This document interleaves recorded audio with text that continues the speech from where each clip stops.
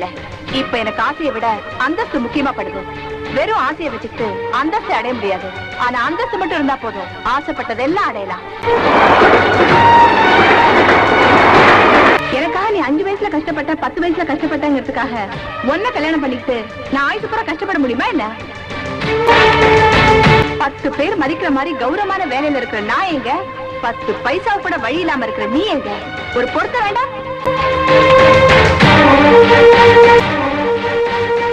அவர்கிட்ட கார் இருக்கு, பங்களா இருக்கு, பெட்டி நிறைய பணம் இருக்கு.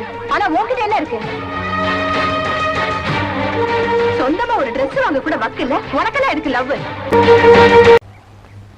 நம்ம 2 பேர் கதையிலயும் ஆரம்பம் தான் வேறையே தவிர முடிவு ஒண்ணுதான்.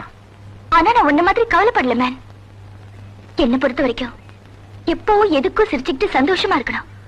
வாழ்க்கையில எது நடந்தாலும் அதுக்காக வருத்தப்படக்கூடாது. இதான் என் பாலிசி. உன்னை ஒண்ணும் தெரியாத சின்ன பொண்ணு நினைச்சேன். ஆனா இவ்வளவு கஷ்டங்களையும் தாங்கிக்கிட்டு நீ சாதாரணமா இருக்க பாரு. உனக்கு இருக்க தைரியம் எனக்கு கூட இல்ல. உன் நிலைமையில நான் இருந்திருந்தா நிச்சயம் நேரம் உயிரோடவே இருக்க மாட்டேன். எந்த அந்தஸ்து இல்லன்னு நீ என்ன தூக்கி எறிஞ்சியோ அதே அந்தஸ்தோட முன்னால வாழ்ந்து காட்டுறேன் பாருன்னு ஒரு வைராகியம் பிறந்துச்சு. ஏன் அது உனக்கு வரக்கூடாது? சொல்லுங்க.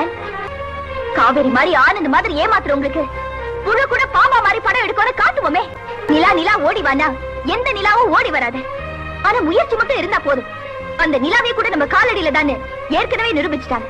நாம நிலவுக்கு போக வேண்டாம். ஆனா நம்மள ஏமாத்தினவங்களுக்கு முன்னாடி ஒரு படி உயர்ந்து காட்டுவோமே. அழகு விட்டுட்டு கண்ணீரை தொடச்சிட்டு வா மேன். வாழ்க்கை வாழறதுக்கு தான் வாழ்ந்து காட்டுவோம். இன்னும் என்ன மேன் யோசிக்கிற? முடியாதுங்கிறது இனிமே வார்த்தையில கூட இருக்க கூடாது. வா மேன். IAS படிச்சிருக்கிற ஏ ஸ்டேட்டஸ் எங்க? ஆஃப்டர் ஆல் BSc படிச்சிருக்கிற ஓ ஸ்டேட்டஸ் எங்க? ஏமா ஸ்டேட்டஸ் பார்க்க இதுவா நேரம்? உங்க கௌரவ பிரச்சனைல அனாவசியமா கல்யாணத்தை நிறுத்தாதீங்க. அதெல்லாம் பார்க்க முடியாதுங்க. ஒரு விளக்கு எரியணும்னா ஒரு தீக்குச்சி அணையத்தான் வேணும். தீக்குச்சி அணையதேன்னு அனுதாபப்பட்டா அப்புறம் ஆயுசுக்கும் இருட்டுல தான் நிக்கணும். கல்யாணத்துக்கு இஷ்டம் இல்லனா அப்புறம் எதுக்கு நீ சம்பவிச்ச? எதுக்கா? அன்னைக்கு என்ன கல்யாணம் பண்ணிக்கிறதா சம்மதிச்சு நிச்சயதார்த்தமும் பண்ணிட்டு சொத்து போன உடனே தூக்கி எரிஞ்சியே, அதுக்கு ஒரு பாடம் சொல்லத்தான். டெல்லியில வச்சு உன் பேச்ச கேட்டு நான் ஏமாந்ததா நீ நினைச்ச. ஆனா ஏமாந்தது நான் இல்ல, நீ. கலெக்டர் பொண்டாட்டியானா நிறைய காரியம் சாதிக்கலான்னு நீ கல்யாண பத்திரிக்கை அடிச்ச. ஆனா அந்த கல்யாணமே ஒரு நாடகம் தான்னு நான் ஏற்கனவே விஸ்வத்துக்கு லெட்டர் எழுதிட்டேன். நான் நினைச்ச உன்னை எப்படி வேணும்னாலும் பழி வாங்கி இருந்திருக்கலாம். அது உனக்கு எனக்கு மட்டும்தான் தெரியும். நீ எப்படி எங்க அப்பாவை 4 பேருக்கு முன்னால அவமானப்படுத்தினியோ அதே மாதிரி ஊருக்கு முன்னால உன்னை அவமானப்படுத்தணும்னு தான் தாலி கட்ட போற நேரத்துல உன்னை தூக்கி எறிஞ்ச.